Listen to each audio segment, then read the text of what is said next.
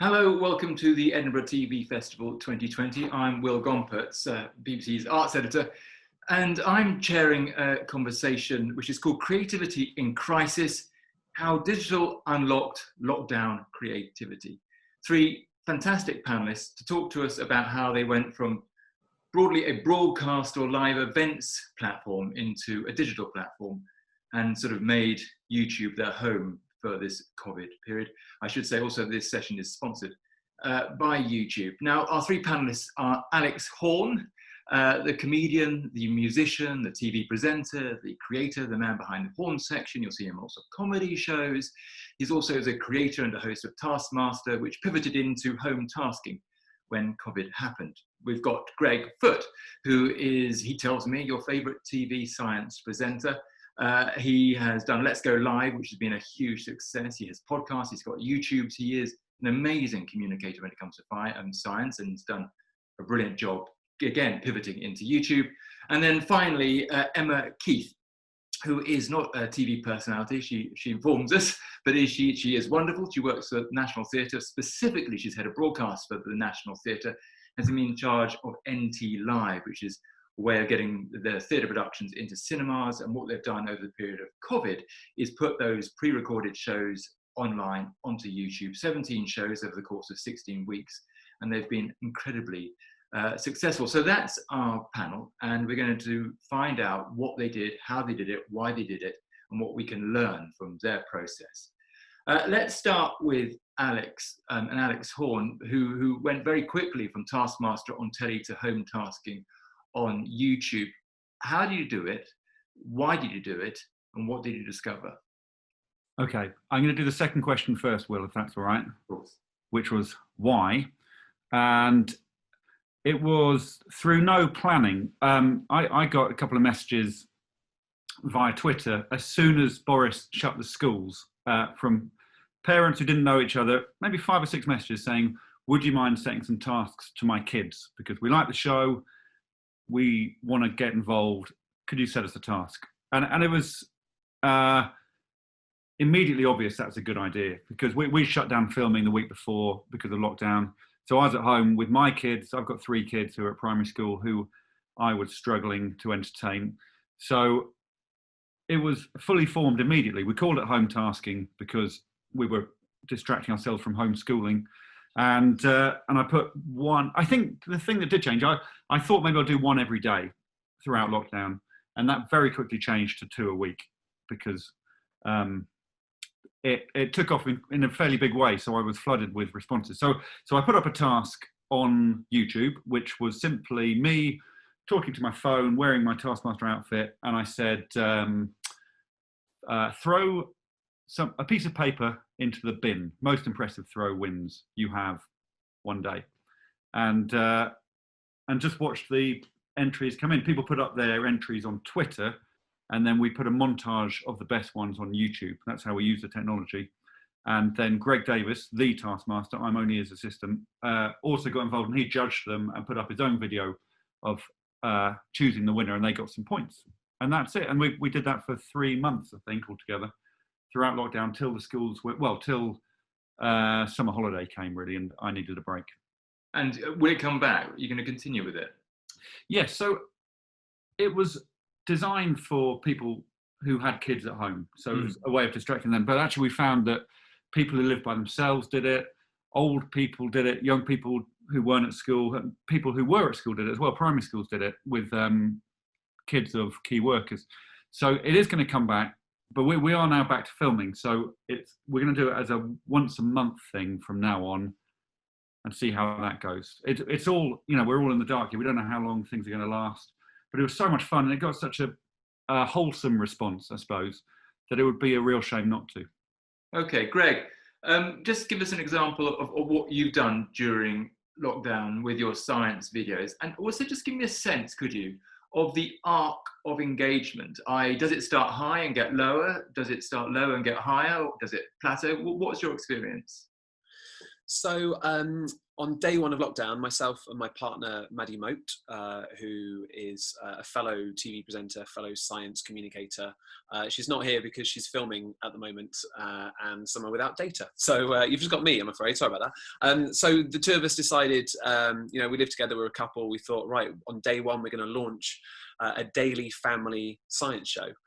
Which we called Let's Go Live. And we decided that on Friday night. And then over the weekend, I kind of quickly worked out, learned all about encoders and software and basically how could I set up a multi-cam live studio in our spare room. And we'd already been doing stuff on YouTube anyway. Me mainly for BBC Earth and Maddie for BBC Earth and other people as well. So we thought, right, we'll do this on Maddie's channel, which we'd use for educational content. So there was already a subscriber base. There was a subs base there already. We kind of asked our audiences on Twitter and such, would this be useful? And it was a resounding and very loud yes, because as Alex said, faced with homeschooling, especially for people who aren't necessarily as versed in science or in whatever subject.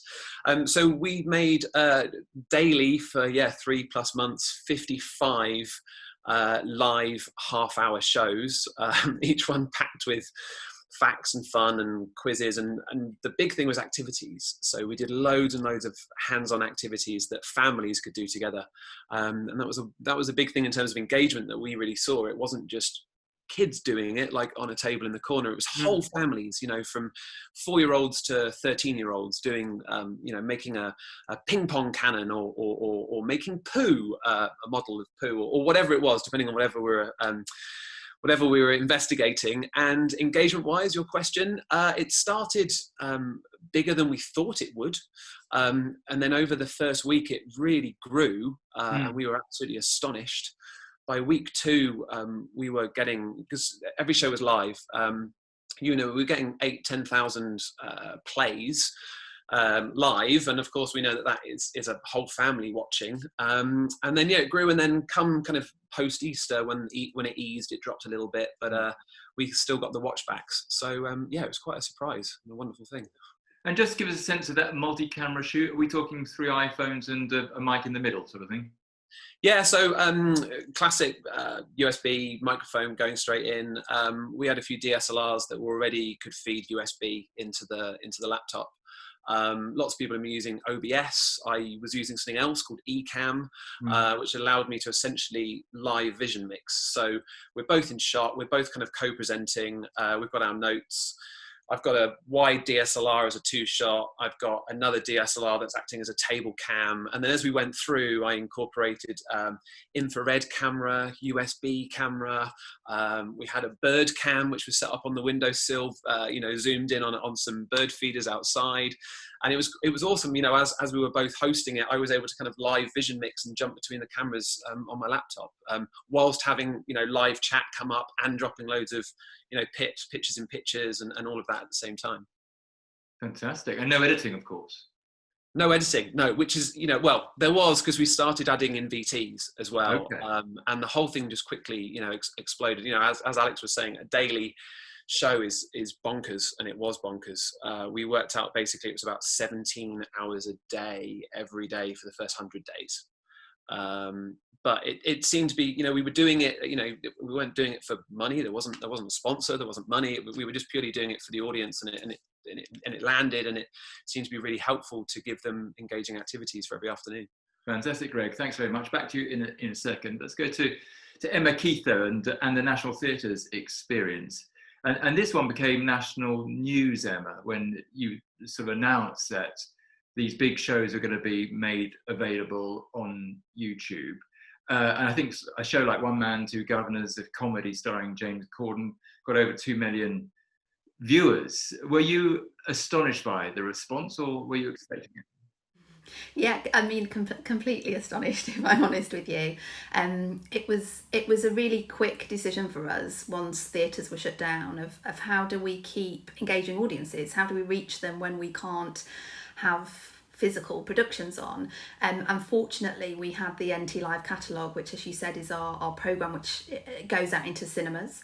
And we thought, right, what can we do with this? And YouTube was just the obvious fit. It meant it could go onto our channel. What was really important for us as well was that we tried to create some of that theatricality as part of it. So we used YouTube's premiere function. So we released all of our titles 7 o'clock on a Thursday. That's typically when our titles are available in cinemas. That's kind of our slot.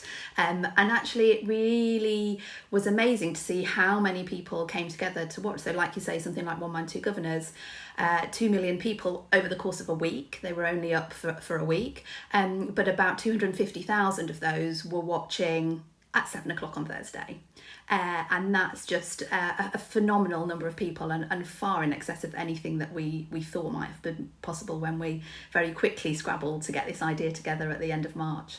And what about the other shows, Emma? Were they as successful, or did you find that once the press interest had dissipated, that the audiences tailed off somewhat? No, actually, in fact, the complete opposite, if I'm honest.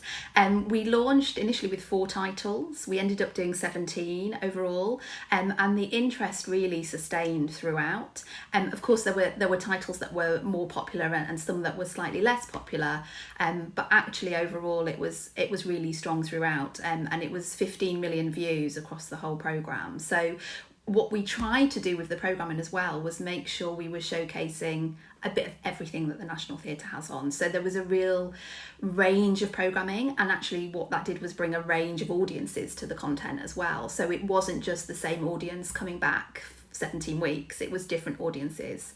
And what was unusual for us to see as well was the amount of interaction on like the live chat on Twitter throughout, because normally when you're in the theatre, it's not really the done thing to sit on your phone chatting away, but actually the way in which the audience were engaged and wanted to talk to us and to other people watching during the show is just something you don't get in the live environment. And that's really was really kind of astounding to us, how much people wanted to talk about and to express opinions about what the shows were. Now, clearly you were dealing with a very different proposition to both Greg and Alex, who are creating their own content and putting it out, therefore they own the rights to that, no problem. You don't, you've got a lot of actors, and you've got musicians, and you've got tech staff, all of whom have some sort of invested copyright into those, and writers, into each of one of those performances. How did you overcome the copyright issues which enabled you to put this stuff on air for free? I mean, that was one of the things that I kind of, in hindsight, looking back, find the most phenomenal thing that we achieved, was to get those clearances. So we only hold the rights for the cinema windows that we have. But what was so phenomenal to see was the support from like you say, all of those people, from the writers, the directors, the sound designers, of saying, yes, we want to support the National Theatre in this endeavour. We want to engage audiences, and we want them to be able to experience the work. When we first launched it, we weren't making a payment to rights holders. We were making it freely available, so there wasn't a kind of commercial aspect to it. However, what we did do was offer the donation feature. So people watching were able to make a donation to the National Theatre, and we were really warmed with how well received that was and how much people wanted to give to the organisation. So after a couple of weeks, we felt we were able to make a small payment to rights holders to acknowledge them giving permission for that 1 week window. So then every title that was included, every rights holder did receive a small payment from the National Theatre. Well, let's talk about that now. Let's get to the nub of these things and just talk about money and how you monetize on a free-to-air platform like YouTube. How much did you manage to generate through your suggested donations, and did you find other ways during the 17 weeks of monetizing the content? Yeah, so we initially used the donation feature, like I say, and as time went on, we expanded the number of ways in which people were able to give to the National. There was no suggested donation, it was completely free to people, and there was no requirement that people donated in any way to watch. And I think, like I say, we were just really warmed with how much people wanted to give. So eventually we diversified, and they could give on the YouTube platform, through our website, through text giving, and actually it was just really fantastic to see different ways in which people wanted to give, and it really was a call to action. And I think we can all see and feel the impact of the COVID situation on theatre, on freelancers, on the arts and the cultural sector, and people want to support that, and we wanted to encourage that. So we did try to make it as easy as possible. We carried messaging within the programmes themselves of how people could donate and could give, and we also ran some small advertising around the programming itself, which we hadn't done previously on our YouTube So how much do you channel. think you generated in total, Emma, over the 17 weeks? It's really difficult to say because it came in from so many different sources. A lot of it, so the YouTube donations go through our American charity. All right, let me make this easier for you, Emma. Was it 5 figures, 6 figures, or 7 figures? It was on the higher end of those options. So a significant sum in the end. Yeah. Okay, Alex, same question to you. Is there a way, did you discover, of monetizing the content? Is it expensive to make? Can you make a profit, or is it really there for promotion? I want you to push me for a number like you did to Emma. Well, I enjoyed that. Was it one number, one figure, 2, 3? You know, I think this was more like Greg's. Really, it was never meant to generate money. But what we found very quickly was that we needed a team of people to manage it, because there were so many videos coming in, and I couldn't watch them all physically. There wouldn't be enough time in the day. So there was 10 of us watching the things, and we did have YouTube adverts on the montage that went up, which generated a very small amount of money, but some money which could cover that cost. But for us, it was much.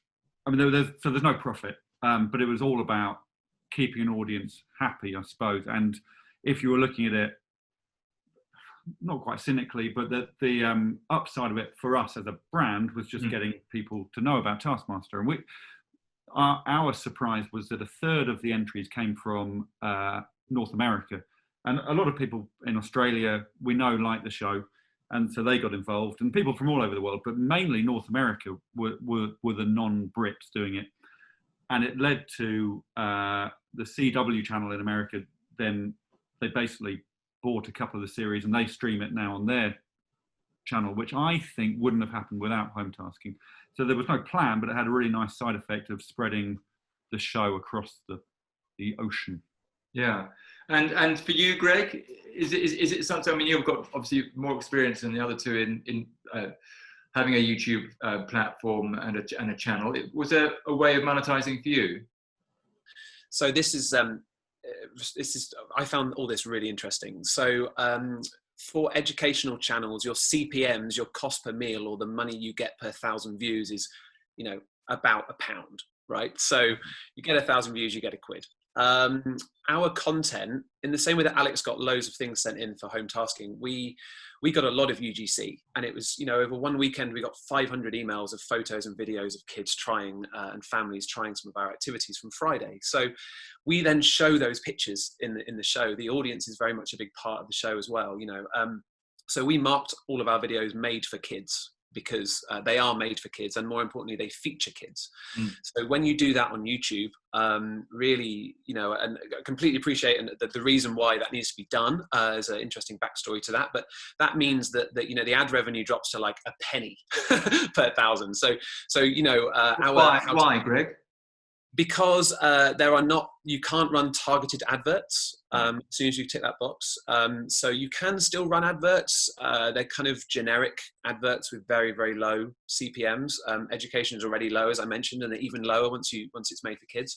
So realistically, our How to Make a Poo video got 60,000 views probably in the first few days or first week. If that wasn't made for kids, it would have got 60 quid. As soon as it was made for kids, it made pennies. In the same way, as Alex mentioned, because we got this, wonderful, amazing community that started to build up and watch every show and join us. We had to bring people on. So, we wanted to chuck a VT into most episodes. So we needed a part-time editor. We wanted the graphics to be great. So there was someone doing, kind of weekly graphics for us. with the number of people that were watching live, we needed a moderator in the live chat. And because I'm a freelancer, because Maddie is a freelancer, we wanted to make sure we were paying everyone involved, not ourselves, but the freelancers. So, and we had the audience saying, how can we support you? What can we do? So we set up a Patreon, we set up a crowdfunding. Okay. And that just really kind of took off, and that enabled us to pay that small team. What sort of numbers were you able to generate like that? We got about 1,000 patrons, which we're told was, an amazing pickup. And we asked them to either give us £4, £8, or £20. So that's like £1 a week, £2 a week, or £1 a show. Right. And most gave us £4. Some people gave us less. We kind of said, give us what you want. And if you want to, it's free. That's the great thing about YouTube. It's free on YouTube. You do watch it, you share it. You don't need to give us anything. So that gave us, a few £1,000s to then basically go out to the whole team and cover all the other stuff. And were there any unexpected sort of brand benefits? Like Alex was talking about, that the show has been picked up elsewhere, you've been seen, and you have been picked up elsewhere, or Maddie has. Has it proliferated in any way? No, it hasn't. And lots of people are like, maybe CBeebies or CBBC will pick this up. I used to do science on Blue Peter for 4 years. And, Maddie has a show called Do You Know on CBeebies that she got a BAFTA for. She's I'm a bit biased, but she's a great presenter. And we were thinking about that, and then we thought, what's great about doing your own thing is you have full editorial control. There's no kind of layers of sign off. It was just us. We were able to use all those different skills of writing and producing and directing and shooting and editing, and put all of them together and kind of build our own thing, which was lovely. So no, it hasn't led to anything else. We have had 2.5-3 million views, which we're really happy with. But it was never, as Alex has said, it was never a thing to kind of push me or Maddie or anything like that. It was just for the families. Sure.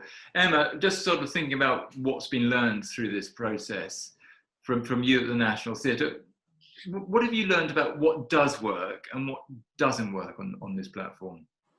Yeah, I mean, it's really interesting about what does and doesn't work. And for us, although we had a YouTube channel ahead of this, we used it primarily to kind of serve trailers and some behind the scenes content. So a promotional channel, really? But primarily a promotional channel. It was never really kind of a host for content, I suppose, in that way.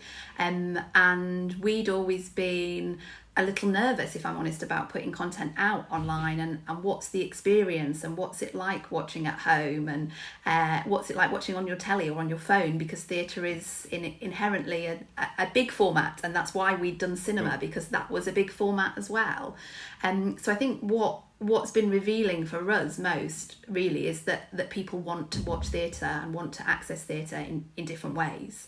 And I think that's something that we've got to carry through into the future, and I'm sure other theatres will, as we start to be able to reopen and to perform to audiences in real life. But it's also, I think, just demonstrated to us that there really is an audience who are so passionate and really care about theatre.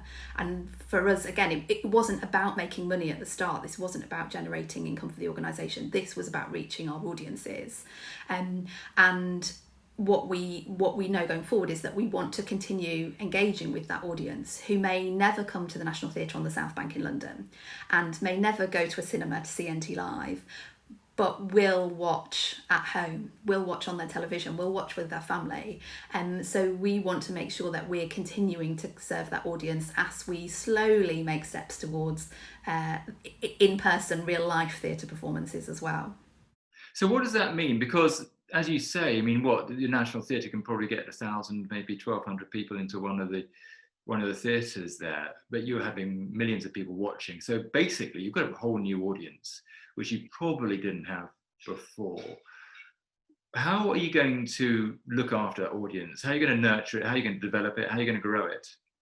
And that's all things that we're wrangling with at the moment, if I'm honest with you. We went from about 70,000 subscribers to 700,000 through this.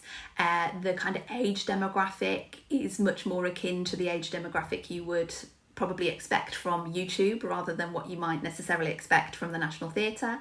Although we have brought, and we can see from both the kind of viewing figures, but we have done some research with the audience as well, that a lot of the audience were people who were aware of the National Theatre before, so they might have come to the National Theatre or to an NT Live showing, but a lot of the audience had never been to the National Theatre and perhaps never had been to theatre either. So for us, it's really about making sure that we're continuing to give that audience something that they want to engage with, and that really is, I'm not trying to be difficult and not answer, it really is just what we're grappling with at the moment is how do we continue to do that going forwards? How do we balance that with live audiences as well?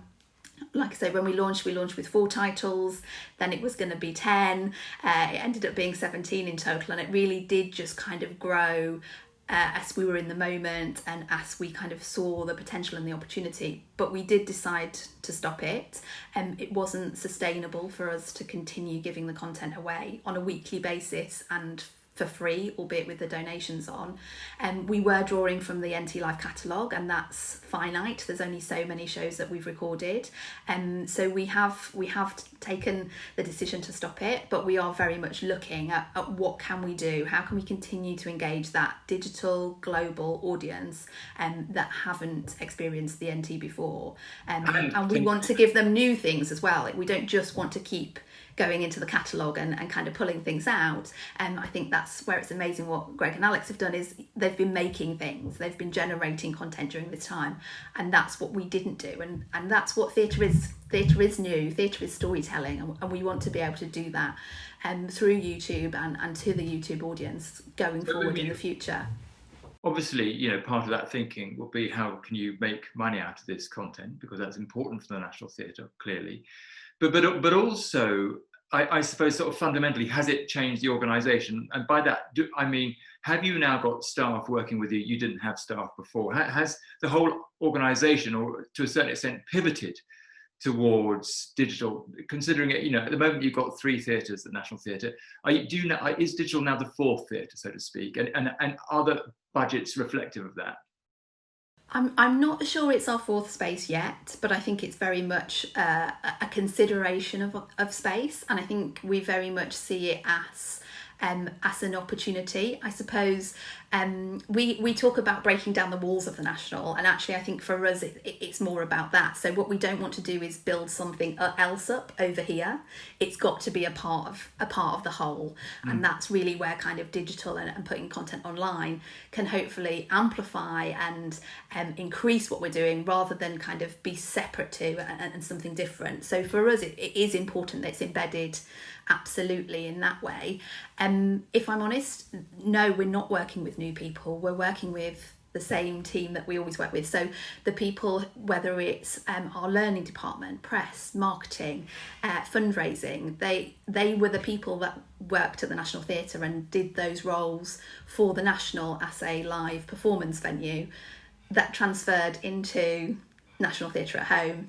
And we have a broadcast department because of things like NT Live. We produce a huge amount of behind the scenes and learning and education content about what we do. So it really has been, I suppose the pivot for us has been about how we distribute and how we're reaching audiences.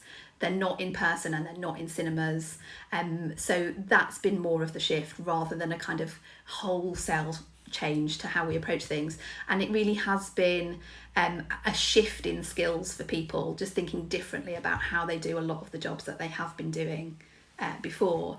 And that's where I was looking just the other day, there was about 50 people across the NT were involved in making this project, whether it was from a rights perspective and clearances, programming and producing, marketing, press. There was a whole operation behind it, and that's a fortunate position that we found ourselves in, that we were able to do that, and that we had the staff and infrastructure to be able to do it.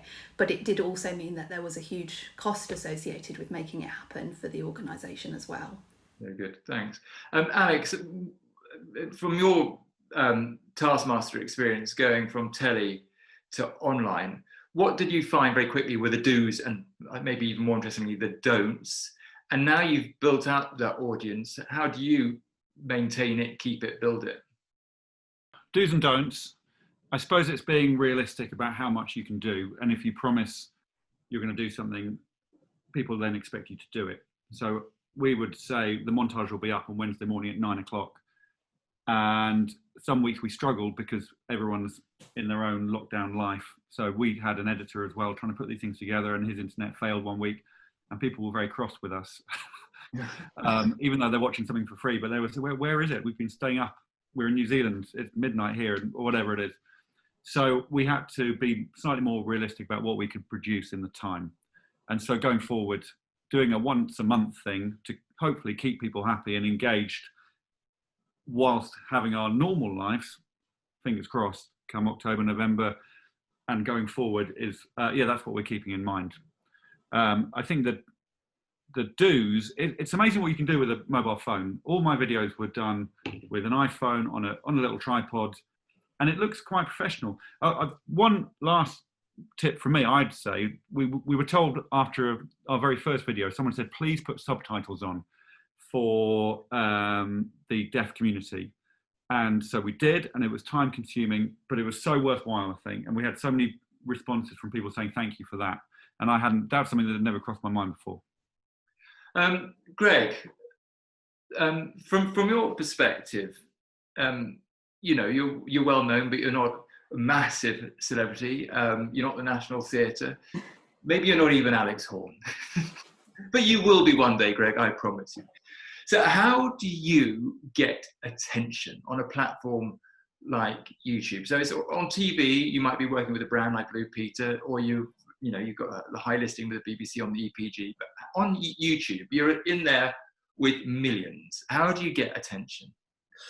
It's a really good question. I have a show on Radio 4, and then you've therefore got the audience on Radio 4, and the same with BBC World, etc. But on YouTube, it's tricky, and you're up against, there were other people who were doing daily or other things that, Joe Wicks, for example, got a massive PR team that are doing everything. We didn't have any of that. So ours was just word of mouth. So it was just about making content that we were proud of. And there was never going in with any ambition. Maddie and I went like, we need this many people watching live.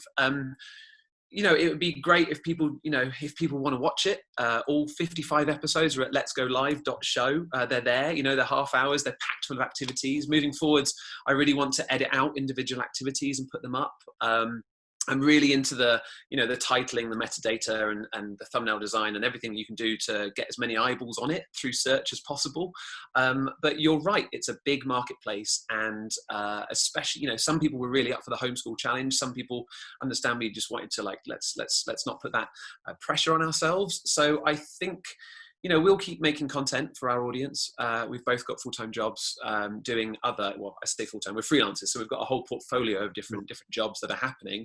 But we've got this engaged community who are wonderful, and we want to keep making content for them. Hopefully we'll keep building the brand that we've built. If anyone's watching and they want to talk, get in touch. But, Can YouTube bring anything to the party? Can they help in any way? Can they sort of push you up in the algorithm? Can they help promote what you do? Have you had those discussions? It's my understanding, and I believe this is the case, that the algorithm is kind of locked down to almost everybody, right? So no one can go in there and tweak something to mean that you pop up higher on the algorithm. There are things that you yourself can do with titling and metadata and hashtags and thumbnails and comments and all the ways that you can kind of do your best to be up in the algorithm, to be shared more. But it would not be on YouTube to go and be like, to put us to the front page. There is a YouTube Kids app, and the YouTube Kids team have kind of seen what we've made, and they've said this is absolutely fantastic. We'd love to help you. So we'll put some of this on the YouTube Kids homepage so people can see it. But you can't game that system, not that I'm aware of anyway. Emma, YouTube is part of the digital environment, is not the only part of the digital environment. Where does your thinking go beyond that platform, and how, if at all, can you bring all the different platforms, whether that's social media, Instagram, WhatsApp, TikTok, or it's Vimeo, or it's whatever it might be, or your own website? How do you bring all those things together to give a really enhanced consumer offer?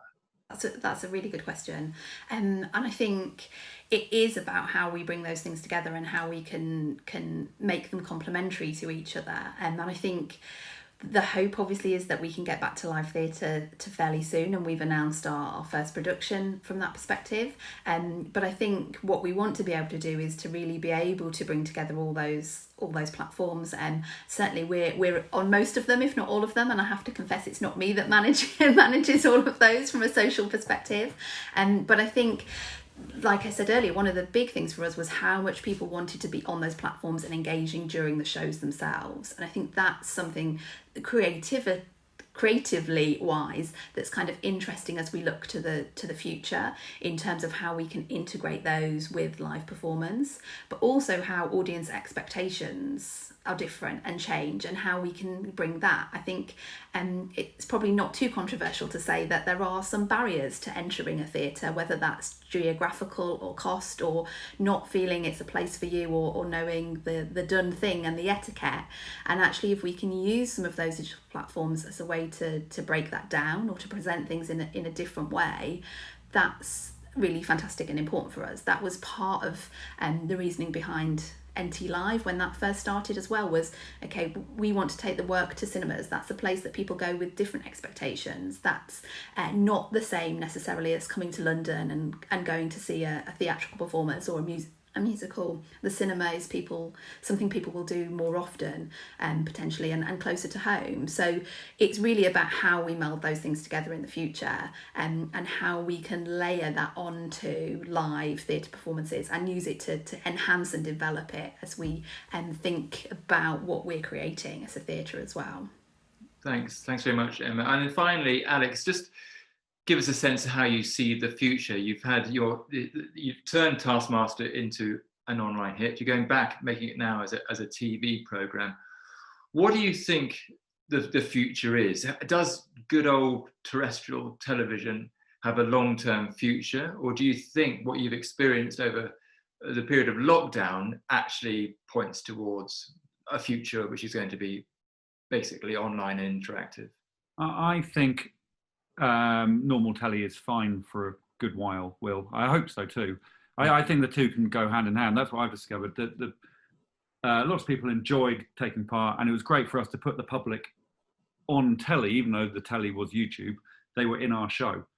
But when we come back in October with a brand new series, I think people are chomping at the bit to see normal telly, especially when not much has been made during lockdown. So I think it's not going anywhere, but YouTube is coming alongside it, and I think they will coexist happily. But it's useful to be able to play both. That's interesting, Alex. From your perspective now, has it changed? Are you now thinking, I'm not just thinking about this show from a telly point of view, I'm thinking about how can it live beyond that? How can it live digitally? It's pulled focus. Yeah, we are looking at the YouTube channel, and we have more time now. We spend more time making sure we've got the right clips on the YouTube channel, but it's only to enhance the main programs still, I think. As a promotional tool, really? At the moment, for us, definitely, we are a TV show. Yeah, okay. Alex Horne, thank you very much. Greg Foote, thank you very much. And Emma Keith. I don't know who any of you are, by the way, other than Alex is on a throne and therefore must be the most important person. But you've all been great. Thank you very much, and carry on doing terrific stuff. We enjoy watching it. Thank you, Will. Cheers.